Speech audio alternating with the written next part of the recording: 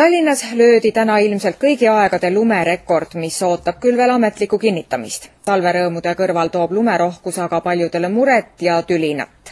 Eelkõige on hädas autojuhid ja lumekoristajad.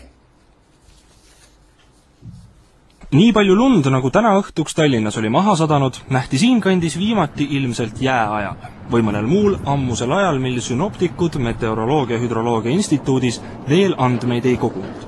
Tallinna lumerekord kinnitatakse ametlikult pärast homme hommikusi mõõtmisi.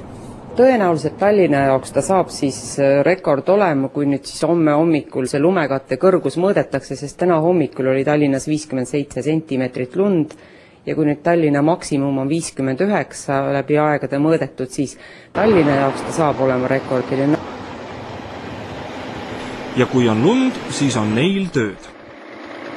Kartmatud maanteesõdurid. Lumekoristajad võiksid rõõmustada. Töö, millest paljud puudust tunnevad, sajab neile sülle otse taevast ja lõppu pole näha. Aga 12-tunnistes vahetustes suurte autode seljas läbi lume sahisevate meeste silmis rõõmu ei näe. Nad on pragmaatilisema mõttelaadiga.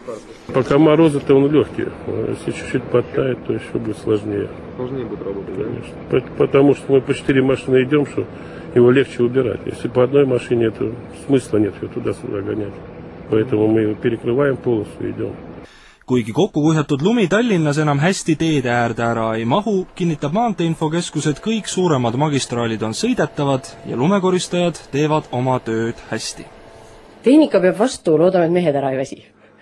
Et see on nagu põhiline, sest kui seda nii kaua kestab, siis eks see on paratamatus, et inimesed väsivad, aga hetkel me saame hakkama.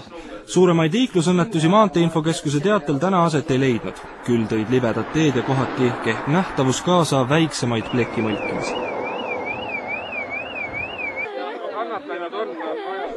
Nüüd aga häid uudiseid neile, kel lumest veel küll pole saanud. Lund tuleb juurde.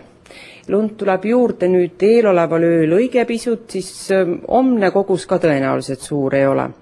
Aga asjalikumalt lund peaks taas tulema esmaspäeval ja siis natukene teisipäeval, kolmapäev ehk peab vahet ja praegu kindlalt ei saa väita, mis nädala teine pool toob, aga see praegune pilt igatahes näitab lõunatsükloni tulekut. Arvamatu lõunatsüklon võib lisaks aukartust äratavale lumerekordile tuua korraliku tuisu ja tormi. Igal juhul tasub liikluses olla ettevaatlik. Ilm soosib auto asemel teisi sõiduvahendeid.